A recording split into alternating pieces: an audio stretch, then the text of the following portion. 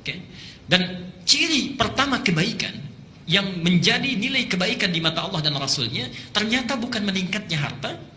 Perhatikan ya, bukan meningkatnya harta, bukan bertambahnya kedudukan, Pak. Tapi ciri pertamanya disebutkan oleh Nabi, "May yuridillahu bihi khaira yufaqihuhu fiddin." Siapa yang diinginkan oleh Allah untuk berubah menjadi orang yang lebih baik dalam pandangan Allah dan Rasulnya, ciri pertamanya yufaqihuhu fiddin, maka Allah akan pahamkan dia mengenai urusan agamanya. Allah akan berikan dorongan, dimotivasi agar dia mau belajar tentang urusan agamanya. Subhanallah. Jadi, kalau misalnya antum ini para ayah ya, bisa bertambah harta, itu belum tentu baik kalau kita jauh dari Allah. Bertambah meningkat kedudukan, ibu punya suami ya, promosi jabatan suaminya, meningkat kedudukannya, tapi semakin jauh dari Allah. Salatnya tertinggalkan, tidak konsisten lagi ibadahnya, baik ya, Jumatnya jadi terlambat, itu belum tentu tanda kebaikan.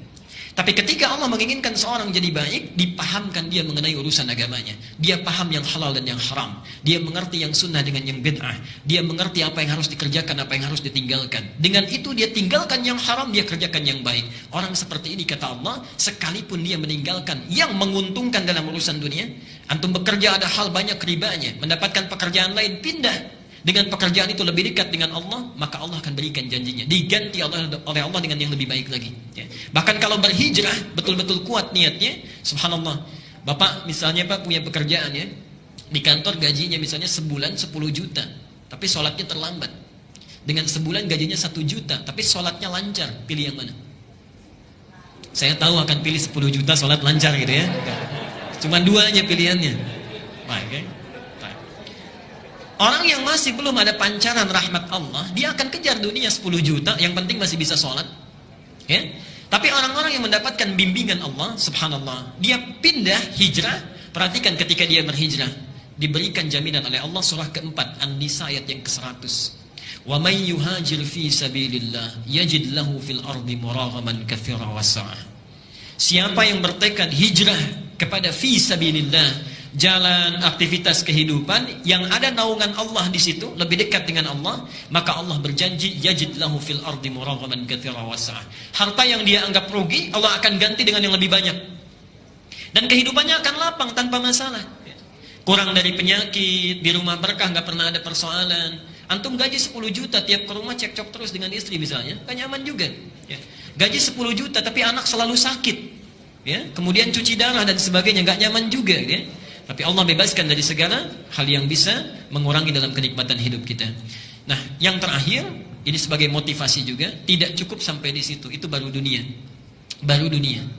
Jadi bayangkan, menuntut ilmu itu, ketika kita jalani dengan baik, kata Rasulullah, ini pertanda kebaikan. Yang kedua itu baru dunia. Lihat akhiratnya, lihat akhiratnya. Langsung disebutkan di 4 kitab hadis utama. Al-Bukhari kita temukan, baiknya di Adabul Mufrad, nomor hadis 746. Muslim kita temukan, Sahih Muslim, nomor hadis 1389. Di At-Tirmidzi, Al-Jami' As-Sahih ya, Al-Jami' As-Sahih atau Sunan At-Tirmidzi, nomor hadis 2682. Dan yang terakhir di Ibnu Majah, ini yang paling lengkap, nomor hadis 219. Perhatikan kalimatnya. Man salaka tariqan yaltamisu fihi ilman sahhalallahu lahu tariqan ilal jannah. Subhanallah. Siapa yang menyiapkan dirinya, berangkat dari tempat dia tinggal, menuju satu tempat untuk belajar dari sebagian tuntunan agamanya, sekalipun hanya sedikit saja, maka Allah akan ringankan, mudahkan langkahnya menuju surga. Sahhalallahu lahu tariqan ilal jannah. Ibu dan bapak sekalian, saya tidak henti-hentinya mengingatkan, hadis ini diambil oleh seseorang yang menempuh jalan dari Madinah ke Syam. Syam di Syria, yang jaraknya kalau pakai bis itu sehari semalam. Ini beliau berjalan, tadinya pakai kendaraan, dalam riwayat disebutkan unta, tengah jalan berjalan kaki. Bayangkan, jalan kaki dari Madinah sampai dengan Syria hanya untuk mendapatkan satu hadis ini saja. Sampai di tempat yang dituju, ditanya oleh sahibul hadisnya, yang punya hadis, "Indaka haja ukhra?" Anda tidak punya keperluan lain? Apa jawabannya? La faqat uridul hadis. Tidak, saya hanya menginginkan satu hadis yang saya dengar orang lain tidak memilikinya kecuali Anda saja. Jalan kaki hanya untuk mendapatkan hadis. Disebutkanlah hadis yang tadi.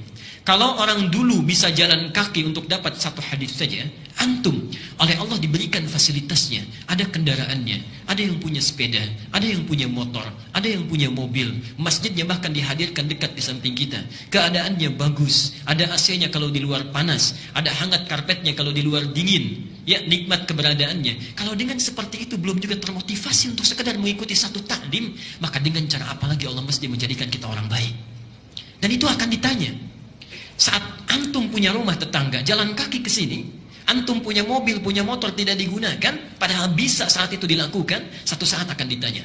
Satu saat akan ditanya. Semoga Allah memberikan kebaikan kepada kita, dan semoga hari ini adalah hari yang dijadikan oleh Allah sebagai amal soleh kita, yang disaksikan oleh Allah dan para malaikatnya.